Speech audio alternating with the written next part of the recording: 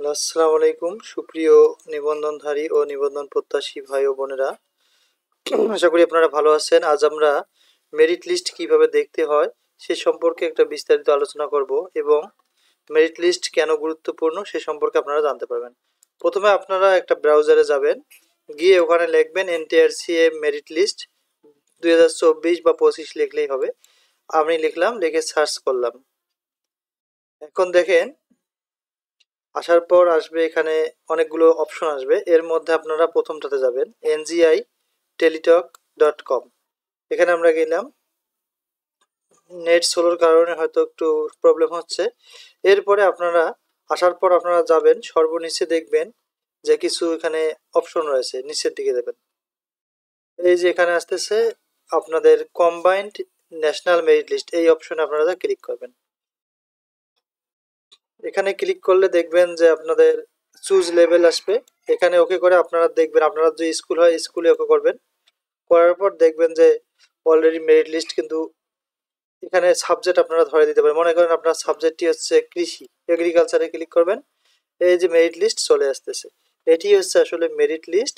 এখানে আপনারা দেখতে পাচ্ছেন যে মেরিট কিন্তু এখানে দেখাচ্ছে মেরিট কত, 1 নাম্বার মেরিট, 2 নাম্বার, 3 নাম্বার। কিন্তু 1 নাম্বার মেরিটটা কততম নিবন্ধনধারীর, এটি হচ্ছে সপ্তম নিবন্ধনধারী, অর্থাৎ সপ্তম নিবন্ধন পরীক্ষা। আর এটা হচ্ছে চতুর্দশ বলতে 14তম নিবন্ধন পরীক্ষায়। দেখেন এই যে গত 17তম নিবন্ধন পরীক্ষার মধ্যে একজন কিন্তু তৃতীয় স্থান দখল করছে, এর মেরিট হচ্ছে 2। মেরিট 2 কেন 2টা? কারণ এখানে মেরিট 4টাও একে হইতে পারে, 10টাও একে হইতে পারে। কারণ যদি আপনার রিটেন মার্কস একে হয় সবারই, মেরিটটাও কিন্তু একে হবে। তাই মেরিট হচ্ছে খুবই গুরুত্বপূর্ণ। এরকম মেরিট যার এগিয়ে আগের দিকে থাকবে, এক থেকে, যেমন আমরা এখানে কততম দেখতেছি, 17তম, অর্থাৎ 10 থেকে 17তম দেখাচ্ছে এখানে, আমরা সপ্তম থেকে দেখতেছি। এর মধ্যে যাদের মেরিট লিস্ট আগে আছে তারা, আপনারা জানেন যে আসলে নিবন্ধন পরীক্ষা এখানে সপ্তম থেকে শো করতেছে। তাহলে 17তম পর্যন্ত হয়েছে, 17তম পর্যন্ত হয়েছে, 2 নাম্বার পেজে যেতে পারবেন। অথবা আপনারা চাইলে আপনার যদি নিজস্ব রোল নাম্বার থাকে তাহলে এই যে সার্চে এখানে রোল নাম্বার ক্লিক করে আপনারা যাইতে পারবেন। এখন আমরা যদি কলেজের দিকে যাই তাহলে এই যে স্কুল টু মাদ্রাসা কলেজ এই লেভেলে আসবেন। তাহলে কলেজের ক্ষেত্রে আমরা আসলাম। কলেজের ক্ষেত্রে এসে আপনারা এখানে দেখতে পারলাম যে আসলে সাবজেক্ট, আমি আমার সাবজেক্টটা এখানে চয়েস দিচ্ছি। এখানে আমার সাবজেক্ট আপনারা জানেন সকলে যে পলিটিক্যাল সায়েন্স দিলাম। দেখেন এখানে পলিটিক্যাল সায়েন্সের কিন্তু চলে আসতেছে কারা কততম নিবন্ধনধারী এবং কততম মেরিট। তাহলে আমি যদি চাই আমার রোলটি দিয়ে আমি দেখবো আমার মেরিট লিস্ট আসলে কত নম্বরে রয়েছে। চলুন আমরা দেখে নেই। আমার রোল হচ্ছে 404030, আরেকটি হচ্ছে 230, এটি হচ্ছে আমার রোল।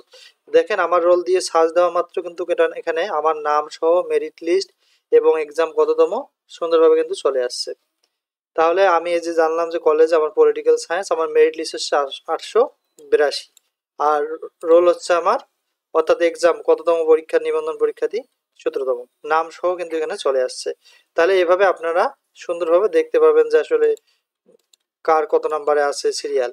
আমরা আরেকবার যদি যাই, আবারও আপনাকে দেখাচ্ছি যে পলিটিক্যাল সায়েন্সে গেলাম, গিয়ে আমি যদি জানতে চাই যে আসলে আমাদের 17তম থেকে কার কততম মেরিটে আছে, সেগুলো চাইলে আপনারা একদম করে স্ক্রল করে করে নিচের দিকে দেখতে পারেন। অথবা আপনারা এখান থেকে, যেমন এখানে 10 নাম্বার পর্যন্ত দেখাচ্ছে, আমরা এখানে যদি 25 নাম্বার নেই তাহলে 25 পর্যন্ত আপনারা একবারে দেখতে পারবো। দেখেন আমাদের 17তম নিবন্ধনধারী 25তমের মধ্যে কেউ নেই। তাহলে দ্বিতীয় পেজে আপনারা যাবেন। এভাবে আপনারা আসলে দেখবেন যে আসলে মেরিট লিস্ট আপনার কততম পর্যায়ে রয়েছে।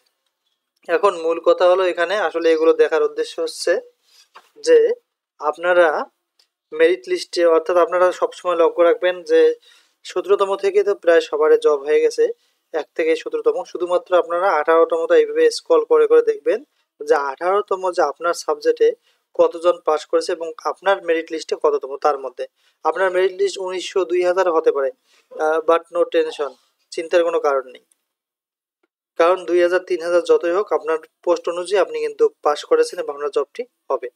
তাহলে এই অনুযায়ী আপনারা মেরিট লিস্টে মিলাবেন, আপনার মেরিট লিস্ট দেখবেন কততম আছে। যেমন এই যে এগুলো মেরিট লিস্ট, যেমন 10তম নিবন্ধনধারী, 9তম নিবন্ধন, আসলে কোনো ভ্যালু নেই, কিন্তু আপনারা জানেন যে এদের সার্টিফিকেটে কোনো মেয়াদ নেই।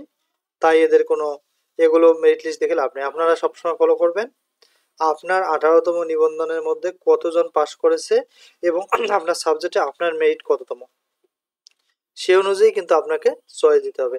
দেখেন আমরা 17তম একজন পাইলাম এখানে, এটি হচ্ছে 122তম মেরিট লিস্ট, আর আমার ছিল 882, তারপরেও কিন্তু আমার জব হয়েছে এবং আমার পরেও আরো অনেকের জব হয়ে গেছে। তাহলে আপনারা সকলে মেরিট লিস্ট সম্পর্কে একটা ধারণা পেলেন। চাইলে আপনারা নিজে নিজে এই সার্চে গিয়ে দেখলে আপনারা একটা পরিপূর্ণ আইডিয়া পাবেন।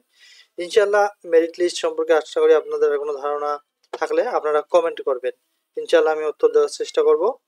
মেরিট লিস্ট খুবই গুরুত্বপূর্ণ, এটি মূলত রিটেন রেজাল্ট অনুযায়ী হয়ে থাকে, এখানে ভাইবার রেজাল্ট কাউন্ট হয় না।